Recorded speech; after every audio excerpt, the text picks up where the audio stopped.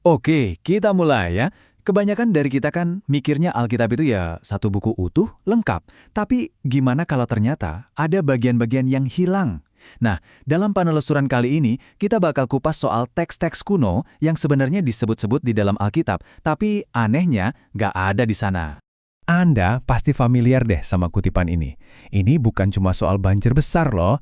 Ayat ini justru ngehubungin masa lalu yang jauh banget dengan masa depan kita. Nah, ini dia misteri yang akan kita bongkar sama-sama. Nah, ini nih pertanyaan kuncinya. Kalau kita mau benar-benar ngerti zaman Nuh itu kayak gimana, apa jangan-jangan kita harus mengintip keluar dari Alkitab yang kita pegang sekarang? Yuk, kita cari tahu apa sih yang mungkin kita lewatkan selama ini. Oke, kita masuk ke bagian pertama. Emang benar Alkitab ada bagian yang hilang?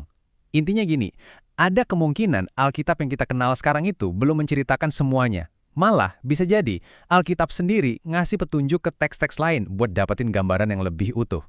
Nah, buat ngerti zaman Nuh, kita harus ngomongin soal Nefilim. Di kitab Kejadian pasal 6, mereka digambarin sebagai orang-orang raksasa atau pahlawan gagah perkasa yang ada di bumi zaman itu. Menurut sumber yang kita bahas, keberadaan mereka inilah yang jadi ciri khas utama zaman itu. Dan ini jadi kunci buat ngerti kenapa zaman itu dibandingin sama kedatangan anak manusia.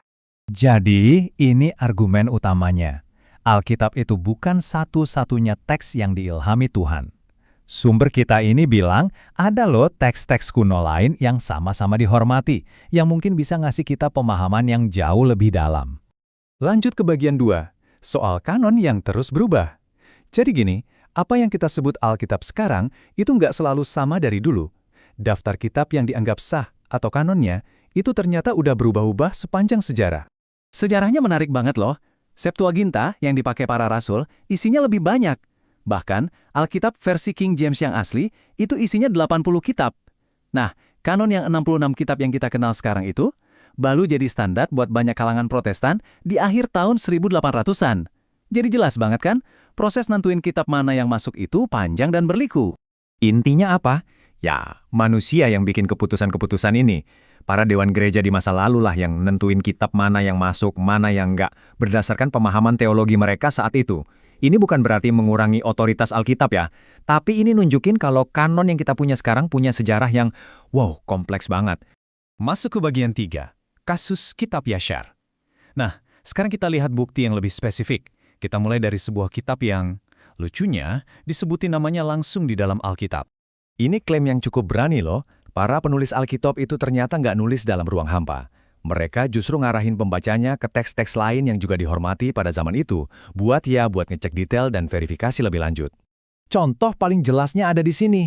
Di kitab Yosua, setelah nyeritain soal matahari yang berhenti bergerak, penulisnya seolah-olah bilang, nggak percaya, coba cek di kitab Yashar. Ini kan artinya kitab Yashar itu dianggap sumber yang bisa dipercaya dan dikenal luas sama orang-orang pada masa itu. Terus, kitab Yashar ini apa sih sebenarnya? Namanya itu artinya kitab orang jujur atau catatan yang benar. Jadi udah nunjukin reputasinya soal akurasi. Sumber yang kita bahas ini menempatkannya bukan sebagai kitab suci yang hilang ya, tapi lebih kayak catatan sejarah yang dihormati. Mirip kayak kita sekarang merujuk ke tulisan sejarawan kuno buat dapat konteks Alkitab. Dan ini nggak berhenti di situ. Coba lihat deh. Rasul Paulus di suratnya ke Timotius santai aja nyebut nama Yanes dan Yambres seakan-akan Timotius pasti tahu siapa mereka. Tapi coba deh, Anda cari nama itu di seluruh kitab Keluaran. Nggak bakal ketemu. Terus Paulus tahu dari mana? Nah, sumber kita ini nunjuk langsung ke kitab Yashar. Di sanalah mereka disebut sebagai penyihir-penyihir Firaun. Ini bukti kuat kalau para penulis perjanjian baru itu familiar banget sama teks-teks ini dan menganggapnya sebagai sumber informasi yang akurat. Sekarang bagian 4, Nubuat Henoh. Oke, kita sampai di bukti yang menurut sumber kami paling jelek banget, yaitu kutipan langsung dari sebuah kitab non-kanonik, kitab Henoh yang ternyata ada di dalam perjanjian baru. Coba perhatiin baik-baik, yang di kiri itu dari kitab Henoh, yang di kanan dari kitab Yudas di perjanjian baru. Ini bukan cuma mirip ya, ini tuh kutipan langsung, hampir kata per kata sama persis. Nah, disinilah letak pentingnya.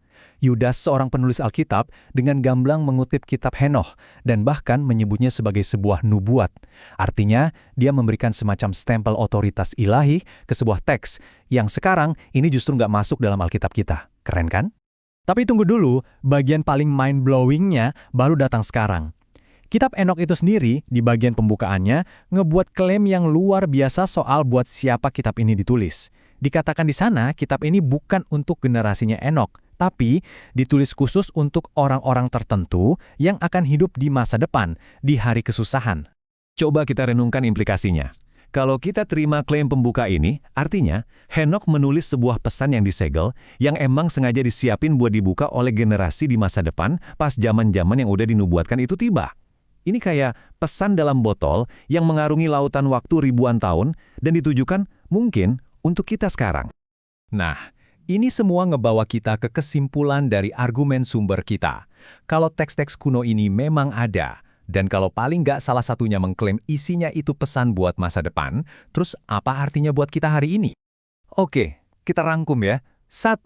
Kanon Alkitab itu nggak statis, tapi berubah-ubah.